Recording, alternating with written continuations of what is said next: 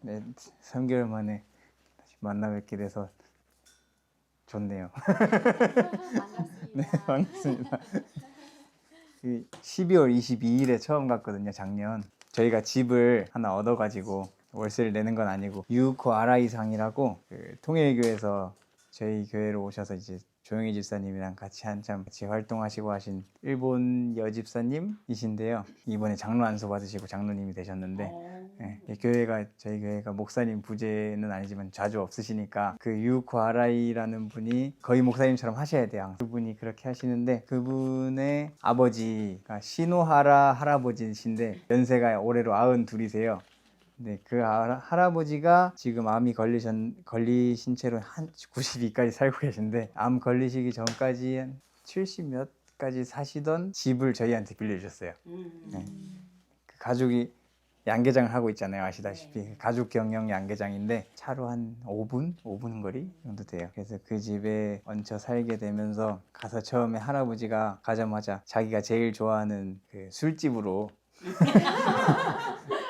저희 거기 일본에 도착하자마자 저희를 글로 불러서 가시더라고요. 가가지고 뭐 일본어도 안 통해가지고 막 사전 써가면서 겨우겨우 소통을 했는데, 그러니까 할아버지는 저희한테 그래서 너희가 선교사라고 왔는데 뭐 생활비는 어떻게 할 거고 생활은 어떻게 할 거고 선교사는 뭐 하는 직업이, 이걸 막 물어보시더라고요. 저희 선교사 소속이 일단 없다고, 그래서 따로 급여가 나오는 곳은 없다고 했더니 걱정을 엄청 하시면서 얘기해보니까 일본 사람들한테 사람이 이 사회의 톱니바퀴에서 벗어나서 뭐 선교사라는 직업을 한다든가 이런 게 굉장히 뭐랄까 이질감이 들고 새롭고 약간 이 머리로서는 이해가 잘 안 되는 일인 것 같더라고요. 그래서 지금도 선교사라는 게 뭔지 솔직히 잘 설득을 아직도 못하는 중이에요. 조금씩 알아서 이해를 하시는 것 같은데 입으로 설명이 안 되더라고요, 그분들한테 선교사가 뭔지. 그러면 처음에 할아버지가 그럼 너네 선교를 하면은 뭐 어디서 돈을 주냐, 뭐 침례자가 생기면 돈 주냐, 그래서 그럼 너네 선교할 거면은 양계장에 있으면 안 되지 않냐, 나가서 사람 만나야지, 막 그런 식으로 계속 걱정을 하시더라고요. 그래서 저희가 할아버지 저희 뭐 그런 거 아니고 그냥 잘 지내고 싶다고, 할아버지랑 양계장도 무료 봉사로 저희가 집도 얻었으니까 무료 봉사로 양계장 일도 돕겠다고 그러는데 또 거기서 또 이해가 안 되시는 거예요. 무료 봉사는 왜 돈을 안 받고 이래야 되냐. 네, 지금 그런 거 필요 없으니까 돈 안 받을 거면 오지 말라. 이제 뭐 그렇게 해가지고 처음에는 되게 곤란했어요, 시작이. 가서 일을 도와드릴 수도 없고, 또 집이 시골이랄까?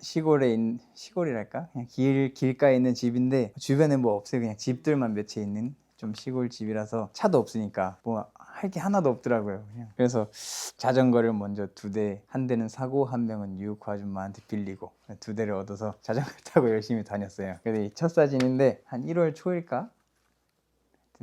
겁도 없이 자전거 타고 거기 쇼핑몰에 뭐 좀 사러 가자고 갔다가 돌아오는데 비가 와가지고 우비를 하나씩 샀는데 뭐 소용없더라고요. 쫄짝 젖어서 집에 왔는데 되게 추웠어요.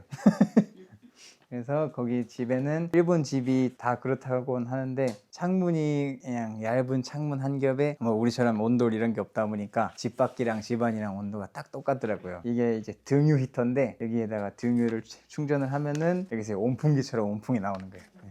이거를 가지고 저희만 그런 줄 알았더니 다른 집도 다 그렇게 살더라고요, 일본은. 이거를 가지고 되게 살았고, 등유도 또 유코 아라이상이 맨날 사다 주셔가지고 네, 이게 이 사토 아저씨 카페, 자기가 카페라고 영업 중 걸어놓고 앉아 계신데 손님은 안 오시는. 하여튼 여기가 이거 하장로님 오셨을 때 같이 우리 교회 분들 모여가지고 예배 드렸던 사진이고요. 이야기를 좀 더 이어서 하면은, 그래서 처음에 이제 할 게 없으니까, 그렇다고 할 게 없다고 집에 있으면 아무 일도 안 일어나잖아요. 그래서 맨날 하연이한테 일단 나가보자고. 그래서 아침에 막 기도를 하면서 뭐 누구라도 좋으니까 오늘 한 명만 좀 만나게 해달라고 기도를 하고, 하연이한테 저기 꼭 가보고 싶은 뭐 가게가 하나 있다고 가자고 쫄라서 나갔어요. 근데 가고 있는데 한 2블럭쯤 지나가지고 어떤 집 아줌마가 저 이렇게 보면서 자꾸 눈을 안 떼시더라고요. 저도 이렇게 딱 가서 봤더니 어느 집 사는 사람이네요. 그래서 저쪽에 이번에 이사 온 사람들이라고 막 엄청 반가워하시면서 인사도 해주시고, 그래서 그게 또 인연이 돼서 가끔 인사도 하고 그러고 지냈는데, 그날 그래서 역시 움직이고 기도하는 대로 예수님이 뭔가 보여주시긴 하는구나, 그런 감사한 하루를 보낸 기억도 있고.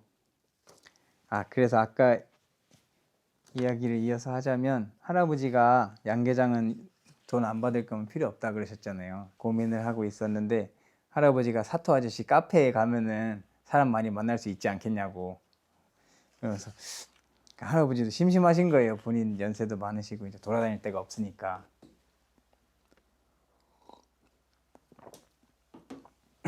그래서 할아버지가 카페로 가보자고 자기 차에 태워서 막 카페를 가기 시작했어요. 저희랑 같이.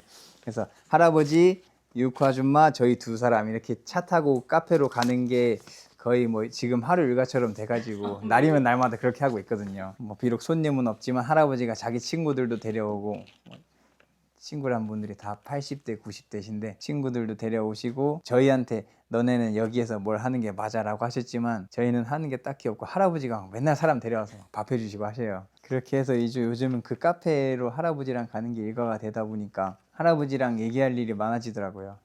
많이 같이 다니니까. 그래서 할아버지가 밥도 맨날 사주시고, 그렇게 돼서 할아버지랑 이야기를 많이 하면서 성경 이야기도 좀 가끔씩 할 기회가 생기게 됐어요. 왜냐면은 할아버지도 그 유코 아라이 장로님이 통일교회에 계실 때 자기 딸 꺼내오려고 나름 성경책을 많이 읽으셨더라고요. 교회는 안 다니시지만. 그래서 이야기를 들어보니까 그분이 통일교회에 있을 때 아들이 두 분 있는데, 오빠들, 아들 둘이랑 아버지랑 차를 끌고 가가지고 거의 유괴하듯이 납치를 해가지고 나왔대요. 강아지, 네, 딸을 유괴를 하듯이 납치해 나와서 통일교회에 빠졌던 사람들을 정신을 회복시켜주는 전문인 목사님이 또 한 분 계시대요, 개신교회.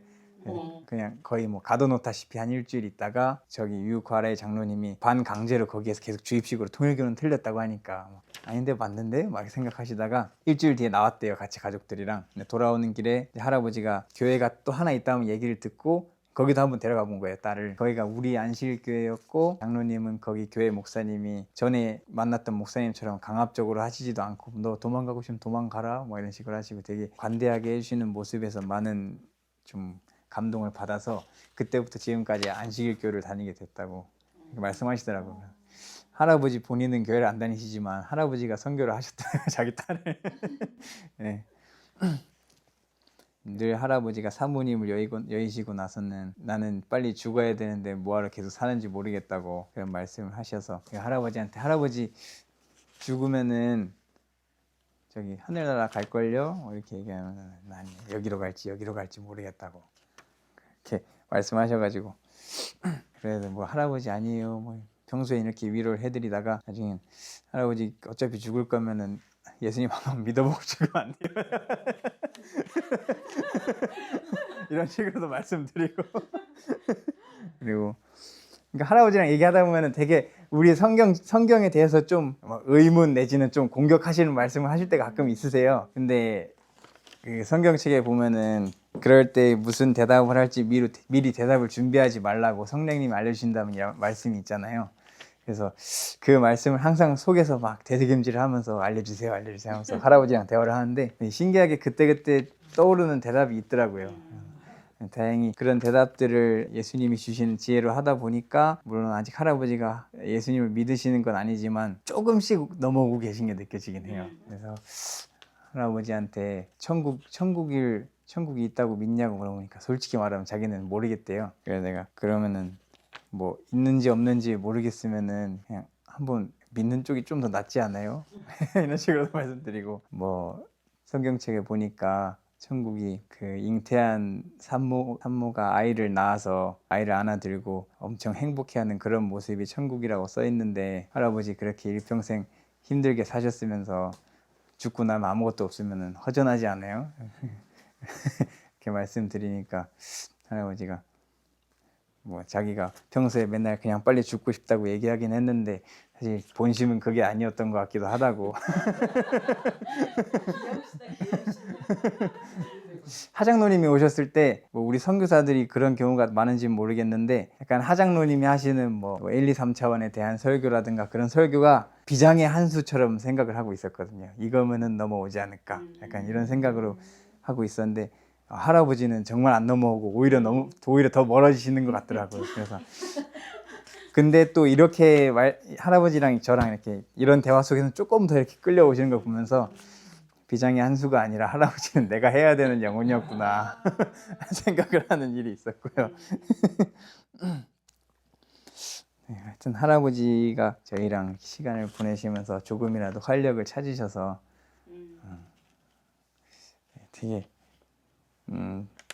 감사한 일들이 있었고, 할아버지가 그 양계장에서 일하고 있는 아드님이 두 분 또 계신데, 하여튼 두 사람 다 노령연금을 거의 받을 나이가 된 아드님들인데, 근데 그런 두 형님이 있다는 얘기를 들었는데, 전에 조영희 집사님한테 듣기로는 두 형님이 굉장히 안식일교회나 한국일에 대해서 안 좋게 생각하는 게 있다고 그런 말씀을 들었던 기억이 있거든요. 그래서 그거에 대해서 굉장히 걱정을 많이 했어요. 그러다가 어느 날 한번 계기가 돼서 양계장에 아르바이트를 하러 둘이서 갔는데, 그때 형님들, 그러니까 오빠들이랑 인사를 좀 하고 그런 계기가 되어서 그분들이랑 대화를 하다 보니까 또 잘해 주시더라고요. 친절하시고, 그분들이랑도 사이가 좀 괜찮아지고, 그분들이 혹시 양계장에 일손이 필요하면 가끔 불러도 되냐고 해서 양계장에도 좀 아르바이트를 가끔 하게 되고, 처음에 걱정했던 게 양계장에서 완전히 일을 하자니 그러면은 일밖에 안 하게 될 것 같고, 양계장에서 일을 안 하자니 생활비도 좀 부족할 것 같고, 그분들이랑 관계는 또 어떻게 맺어야 될지 모르겠고, 이런 고민이 있었는데 하나님이 최적의 조율을 해주시더라고요. 그래서 한 일주일에 요즘에 한 번, 두 번 정도 갑니다.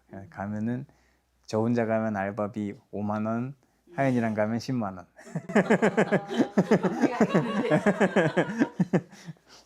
그렇게 해서 형님들이랑도 좀 관계를 맺고, 양계장에서 일하시는 분들이랑 다 사이가 좀 지금은 괜찮게 지내고 있습니다. 또 형님들 두 분도 굉장히 쓸쓸하신 분들이다 보니까, 할아버지도 그렇고, 하여튼 자기들끼리 좀 잘 지냈으면 좋겠는데 서로 쓸쓸해요. 그래서 첫째 형님이랑 어디 뭐 여기 식당 맛있더라 얘기를 하다가, 그러면 먹으러 가볼까 해서 첫째 형님이랑 식사를 한번 하고, 그때 뭐 밥 먹으면서 대화하는 게 그 첫째 형님이 좀 즐거우셨는지 재미가 되셨는지, 자주 부르세요 요즘에. 예, 예. 할아버지랑 밥 먹고 첫째 형님이랑 밥 먹고 저희 식사 선교라고.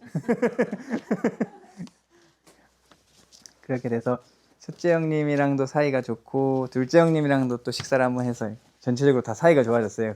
그거에 대해서 굉장히 감사하고 있고요. 근데 첫째 형님이 당뇨병이 원래부터 있으셨는데, 편식이 워낙 심하셔서 채소를 잘 안 드시고 고기만 주로 먹다 보니까 요즘에 이쪽에서부터 통증이랑 마비가 시작돼서 그게 점점 이렇게 퍼져가지고 절뚝절뚝거리시더라고요. 근데 본인은 당뇨병은 약으로 다 조절이 된댔는데, 의사가 아마 이거 암이 아닐까 싶다고 이제 MRI 찍고 결과 기다리고 있다고 하는데, 그 살렘동산에 가서 한 일주일 계셔보시지 않겠냐고. 가면은 집도 있고 뭐 편식 심하신 거 아니까 혹시 먹는 거 불편하면 제가 맨날 모셔 나가겠다고, 통역도 다 해드릴 테니까 가자고. 자기 일이 바빠서 시간이 없다고. 그래서 지금 설득하기 시작한 지 한 3주 됐나? 근데 아직은 안 넘어오시더라고요. 예수님 방식이 이게 아닌가, 내가 착각한 건가 싶기도 하다가도 그래도 계속 기도를 해봐야겠다, 그런 상황이고요. 식사를 하다 보니까 첫째 형님이랑 할아버지랑 어떻게 같이 시간이 돼가지고 식사를 하게 되더라고요. 그 두 분이랑 저희랑 이렇게 다 같이. 그래서 그 가족들이 좀처럼 대화가 없고 뭐 식사도 같이 안 하는 사람들인데, 뭐 어쩌다 보니까 외국에서 젊은 사람이 둘이 건너가지고 같이 식사하면서 대화를 하는 거를 보면서, 무능한 사람들을 불러가지고 아직도 얻어먹기만 하고 살지만 예수님은 어떻게 좀 지혜롭게 잘 써먹으시는구나. 그래서 가족들에게 좀 축복을 해주셨으면 좋겠다는 그런 요즘의 시간들을 보내고 있고요.